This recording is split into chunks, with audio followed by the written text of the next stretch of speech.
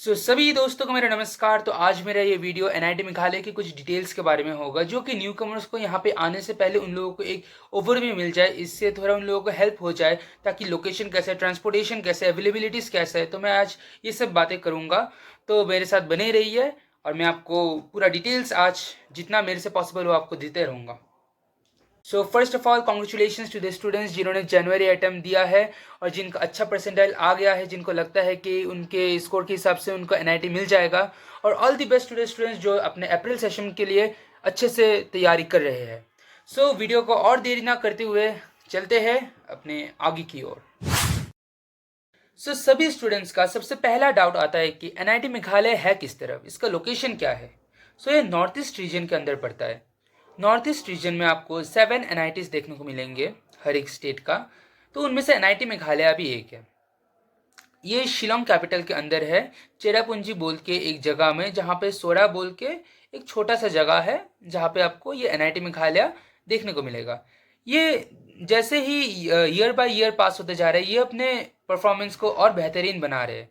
अगर आप देखना चाहें तो नॉर्थ ईस्ट में सबसे अच्छा में से आप लोग जानते हैं कि सबसे पॉपुलर में से आता है एनआईटी सिलचर, और एनआईटी सिलचर के बाद ही आता है एनआईटी मेघालय, जो कि काफ़ी हद तक अपने परफॉर्मेंस को अच्छा खासा लेके ऊपर जा रहे हैं। एनआईटी मेघालय पहले अपने टेम्पररी कैंपस का जो लोकेशन है वो शिलोंग में था, क्योंकि उनका जो परमानेंट लोकेशन है वो अंडर कंस्ट्रक्शन था।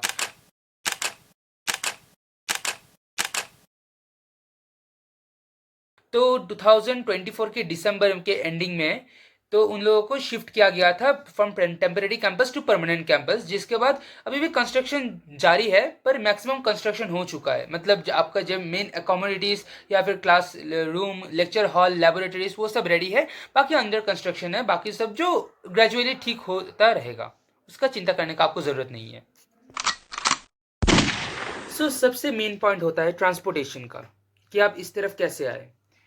तो आप अपने रिस्पेक्टिव जगह से गुवाहाटी तक आ सकते हैं। गुवाहाटी तक आने के लिए आपको डिफरेंट मीडियम्स ऑफ ट्रांसपोर्ट मिल जाएगा, चाहे वो फ्लाइट हो या फिर ट्रेन हो या फिर बस हो। आप गुवाहाटी तक इजीली आ सकते हैं। गुवाहाटी से शिलोंग आना पड़ेगा। गुवाहाटी से शिलोंग करीबन 100 से ऊपर किलोमीटर का डिस्टेंस है, 100 के आसपास का है। तो आप वहाँ से वहाँ तक कैसे जाएंगे? आपका मेघालय ट्रांसपोर्ट कॉरपोरेशन का डिफरेंट बसेस मिलेगा, डिफरेंट गाड़ी मिलेगा, जो आपको रेड बस ऐप के थ्रू मिलेगा। नहीं तो अगर वो अवेलेबल ना रहे तो आपको गुवाहाटी से काफ़ी रिजर्व छोटे गाड़ी मिल जाएंगे, जैसे स्विफ्ट डिज़ायर हो, बलेनो हो या फिर ऑल्टो हो, जो कि जितना सीटिंग कैपेसिटी उसके हिसाब से लेते हैं, 500 रुपीज़ पर पर्सन के हिसाब से। तो आप शिलोंग तक तो पहुंच गए। पर हम लोगों का डिस्टेंस का है, हम लोगों का डिस्टेंस है सोरा तक, चेरापूंजी। अगर आप शिलोंग से सोरा बाय रिजर्व आना चाहेंगे तो रिजर्व आपका काफ़ी कॉस्टली पड़ जाएगा। तो करीबन आपको 1500 से 2000 आपका ऐसा होगा, 1500 टू 2000 आपका फेयर कॉस्ट पड़ जाएगा, अगर आप रिजर्व करना चाहे फ्रॉम शिलोंग टू सोरा। पर अगर आप चाहे कि आपका बजट थोड़ा टाइट है, तो अंजलि कॉम्प्लेक्स बोल के एक जगह है, जहाँ से डिफरेंट गाड़ी आपको मिल जाता है। तो वहाँ से आपको सुमो मिलेगा 150 टू 200 के रेंज में, वो लोग लेके आते हैं सोरा तक।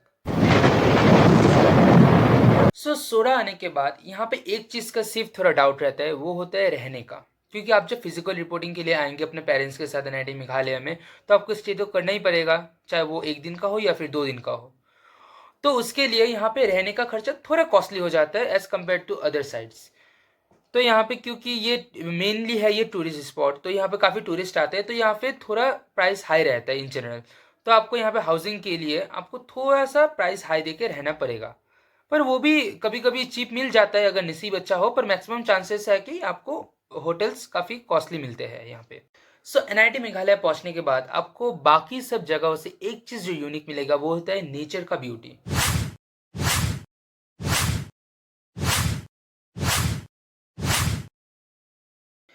यहाँ पे आपको काफ़ी एयर क्वालिटी काफ़ी अच्छा मिलेगा। यहाँ पे पॉल्यूशन भी कम है और पॉपुलेशन भी एज कंपेरेटिवली कम ही है। और आपको यहाँ पे काफ़ी as a north east region आपको यहाँ पे काफ़ी पहाड़ देखने को मिलेंगे, काफ़ी सीनिक ब्यूटी देखने को मिलेगा, आपको अलग सा एनवायरनमेंट देखने को मिलेगा, आपको काफ़ी अच्छा फील होगा, काफ़ी सुकून सा भी फील होगा यहाँ पे। यहाँ पर आने के बाद मेन जो चैलेंज फेस करना पड़ता है वो होता है कि यहाँ के वेदर कंडीशन का। यहाँ पे वेदर कंडीशन काफ़ी ठंडा रहता है हमेशा, और आपको मैक्सिमम टाइम बारिश का एक्सपीरियंस होगा। तो आप जब भी यहाँ पर आएंगे आपको ठंड का कपड़ा आपको लेके आना ही पड़ेगा। यहाँ पे आके मेरे काफ़ी दोस्तों को हुआ था कि यहाँ पे आके उन लोगों का थोड़ा वेदर कंडीशन चेंजिंग के कारण उनको थोड़ा बुखार आ गया था, थोड़ा सर्दी हो गया था। तो ये आपको हो सकता है कि आपका भी ऐसे सिम्टम्स देखने को मिले, तो वो एक चैलेंज होता है आपको फेस करने का। क्योंकि यहाँ पे शिफ्टिंग हुआ था रिसेंटली, ऑलमोस्ट 1 साल ही हुआ है सिर्फ, तो आपको यहाँ पे आसपास थोड़ा धूल मिट्टी दिख सकता है क्योंकि हर जगह कंस्ट्रक्शन चला हुआ है। पर ये ज़्यादा दिन तक नहीं रहेगा, ये जल्दी ही ये कवर हो जाएगा। तो उसके बाद काफ़ी ये कॉलेज तगड़ा दिखने को लगेगा। यहाँ के कोई भी ब्रांच के फैकल्टी स्टाफ्स काफ़ी सपोर्टिव है, वो काफ़ी इमोशनली भी चीज़ों को हैंडल करते हैं, और बाकी एकेडमिकली तो यहाँ पे काफ़ी अच्छा सपोर्ट देते हैं ये लोग। आप अगर अगर आपके पास ऐसा कोई प्लान हो या फिर ऐसा कोई आपके पास टेक्नोलॉजी हो या फिर आपका कोई ऐसा टारगेट हो, तो वो लोग जितना पॉसिबल हो सके अपनी तरफ से कोशिश करते हैं कि आपका वो प्रोजेक्ट, आपका वो एम आप तक पहुंच सके। और आपको मैं अगर with in the college transportation का बात करूँ, तो आपको अपने हॉस्टल से अपने लेक्चर हॉल, अपने क्लासेस तक जाने के लिए within interval of 1 hour पे आपको बसेस देखने को मिलते हैं। और यहाँ से, क्योंकि हर चीज़ तो अभी तक तो यहाँ पे हुआ नहीं, क्योंकि यहाँ पे जो सोरा जिस जगह में ही लोकेटेड है, तो वहाँ पे काफ़ी चीज़ों का अवेलेबिलिटी अभी भी नहीं है। तो ये लोग क्या करते हैं, शिलोंग तक जाने के लिए रोज़ फ्रॉम मंडे टू सैटरडे रोज़ ये लोग ट्रांसपोर्टेशन प्रोवाइड करते हैं। एक सुबह का एक बस जाता है और शाम का एक बस जाता है, ताकि यहाँ पर जो लोकलाइट्स भी है वो भी वीकेंड्स पे अपने घर जा सके। पर संडे को कोई भी बसेस शिलोंग के लिए नहीं निकलता। और कॉलेज का एकदम बाहर ही आपको लगता है कि बाजार होगा, तो वैसा नहीं है यहाँ पर, क्योंकि यहाँ पे अभी एरिया भी काफ़ी डेवलपिंग एरिया है, अभी फुल्ली डेवलप नहीं हुआ है। तो यहाँ से बाजार करीबन 1.5 किलोमीटर से 2.5 किलोमीटर के अंदर है। तो कॉलेज अपना बसेस प्रोवाइड करता है यहाँ से जाने के लिए, वो एक परफेक्ट शेड्यूल के हिसाब से रहते हैं। जैसे शाम को तो निकलता ही है और सुबह को भी निकलता है, तो ऐसे परफेक्ट टाइमिंग रहता है कि बसेस जाते हैं फिर आते हैं। और आपको अगर उस टाइमिंग पे अगर आप नहीं जाना चाहे, तो आप नॉर्मली पैदल जा सकते हैं, पर बसेस का टाइमिंग भी रहता है और वो बस रोज निकलता है। और मैं अगर आपको अभी कैंटीन का बात बोलूँ, तो यहाँ पे हम लोगों के कैंपस में 3 बेसिकली कैंटीन्स है। एक होता है सी ब्लॉक में, एक होता है डी ब्लॉक में और एक होता है ए ब्लॉक में, डिफरेंट ब्लॉक्स पे। और डिफरेंट ब्लॉक का मैंने बाहर का व्यू अपने लिंक डिस्क्रिप्शन पे देके रखा है, और आपको वहाँ से देखने को मिल जाएगा। आइटम्स काफ़ी अवेलेबल है, पर अगर मैं वेज की तरफ बोलूँ, तो वेज का आइटम्स थोड़ा कम अवेलेबल है as compared to the non veg items. पर अभी कॉलेज का जो कैंटीन है, वो लोग भी कोशिश कर रहे हैं कि जितना उनके तरफ से पॉसिबल हो वो वेज आइटम्स और ज़्यादा प्रोवाइड कर सके, क्योंकि यहाँ पे नॉर्थ साइड से बहुत बच्चे हैं, तो वो लोग कोशिश कर रहे हैं कि और ज़्यादा वेज आइटम्स को बढ़ाया जाए। सो कॉलेज का इंटेक ऑफ स्टूडेंट्स अभी काफ़ी कम है, क्योंकि सभी अकोमोडेशंस की बिल्डिंग अंडर कंस्ट्रक्शन है। एक बार वो फुल्ली कंस्ट्रक्ट हो जाए तो हम लोगों का कैपेसिटी भी काफ़ी बढ़ जाएगा। अभी फ़िलहाल 165 का अराउंड है अभी बीटेक का सिटिंग कैपेसिटी। अगर मैं स्पोर्ट फैसिलिटीज़ का बात करूँ, तो यहाँ पर एक बैडमिंटन कोर्ट है और एक फील्ड है, काफ़ी बड़ा है। उस पे आप क्रिकेट, फुटबॉल जो इच्छा चाहे खेल सकते हैं। और इंडोर गेम्स के लिए आपके पास यहाँ पे टेबल टेनिस का 3 कोर्ट है, और फिर यहाँ पे कैरम बोर्ड है, फिर पूल गेम्स है।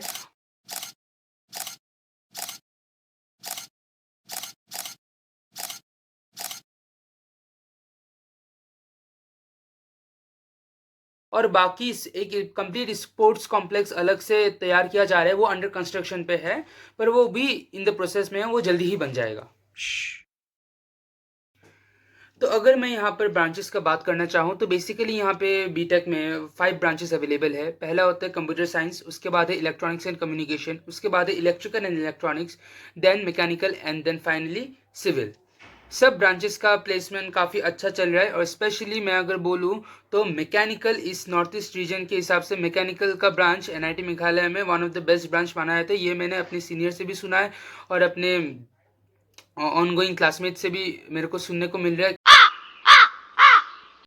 अगर मैं अभी हॉस्टल के बारे में आऊँ, तो हम लोगों को 2 सीटिंग वाले में दिया गया है अभी अकोमोडेशन के लिए। पर जो सेकंड और थर्ड ईयर वाले हैं, उन लोगों को 3 सीटिंग कैपेसिटी में दिया गया है। और जहाँ तक मुझे सुनने को मिला है कि जब तक आप 4th ईयर में पहुँच जाएंगे, तो आपको सिंगल सीटर में कन्वर्ट कर दिया जाएगा। विद इन द हॉस्टल भी यहाँ पे खेलने का एरिया है, जैसे कि आप मेरे शॉर्ट्स वाले वीडियो में भी देख पाएंगे कि हम लोगों का जो पीएचडी बॉयज़ हॉस्टल है, अभी इसका अंदर का पार्ट रिसेंटली बना है। तो यहाँ पे आप क्रिकेट खेल सकते हैं, वॉलीबॉल खेल सकते हैं, और बैडमिंटन कोर्ट का भी इंतज़ाम किया जा रहा है।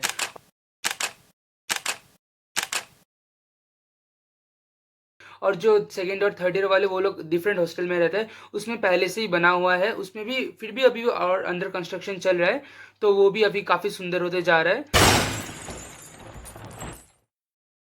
और अगर मैं यहाँ पे हॉस्टल में खाने का सीन बोलूँ तो यहाँ पे आपको ट्यूसडे और थर्सडे में कम्प्लीटली वेज मिलता है, मंडे में डिनर में एग दिया जाता है, लंच में सभी वेज रहता है चाहे वो कोई भी दिन हो, और वीकली 2 दिन जैसे वेडनेसडे और संडे हो गया आपको चिकन प्रोवाइड किया जाता है और फिश होता है सैटरडे नाइट को।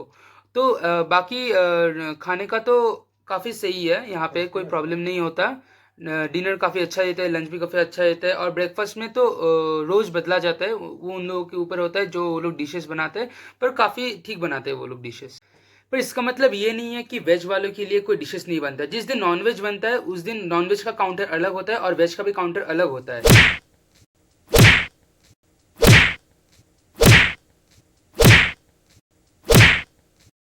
तो ये आपको चिंता करने का कोई ज़रूरत नहीं है। जिस दिन जैसे मैंने बोला कि वेज के नॉन-वेज के समय चिकन बनता है, तो एट द सेम टाइम आपको वेज के लिए पनीर मिल जाता है, किस दिन मंचूरियन मिल जाता है, किस दिन कॉलीफ्लावर का सब्जी मिल जाता है, तो ये लोग डिशेस बदलते रहते हैं। वेज में भी काफ़ी सही बनाते हैं ये लोग खाना।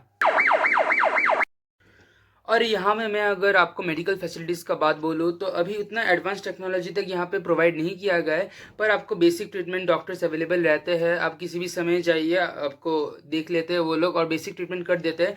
और अगर ज़्यादा सीरियस कंडीशन हो जाता है तो यहाँ पे रामकृष्ण मिशन के साथ हम लोगों का टाई अप है कि अगर स्टूडेंट्स कोई अगर ज़्यादा सीरियस हो जाए तो उनको वहाँ पे ले जाया जाता है, और अगर उससे भी ज़्यादा सीरियस हो कि वहाँ पे सिचुएशन टैकल नहीं हो तो शिलोंग में आपको भेज दिया जाता है। पर मैक्सिमम केसेस आपको अगर यहाँ पे सॉल्व ना भी हो तो आपको रामकृष्ण मिशन हॉस्पिटल तक सॉल्व हो जाता है केस, और वो ज़्यादा दूर नहीं है, वो हार्डली 2 to 2.5 किलोमीटर के अंदर है। तो कॉलेज के पास 2 एम्बुलेंस है, तो उस पर वो लोग अवेलेबिलिटीज़ प्रोवाइड कर देते हैं। जितना भी पॉसिबल इन्फॉर्मेशन हो मैंने अपने तरफ से दे दिया है, और मैं तो ज़रूर बोलूँगा कि आप ये जगह विजिट करें। आपको यहाँ पे काफ़ी घूमने का जगह मिलेगा, आपको यहाँ पे डिफरेंट नेचर मिलेगा, डिफरेंट ब्यूटी मिलेगा देखने के लिए, आपको काफ़ी मज़ा आएगा, नया एक्सप्लोर करने के लिए मिलेगा, नया एडवेंचर करने के लिए चीज़ें मिलेंगे। और यहाँ पर मेरे काफ़ी दोस्त आने के बाद बहुत जगह घूम चुके हैं। आपको यहाँ पे काफ़ी जगह, काफ़ी आपको पता होगा कि यहाँ की लिविंग रूट ब्रिज भी काफ़ी पॉपुलर है, तो आपको बहुत सारा यहाँ पे सीनिक ब्यूटी देखने को मिलेगा। तो ज़रूर आइए और मैं आपको आगे और इन्फॉर्मेशन प्रोवाइड करता रहूँगा।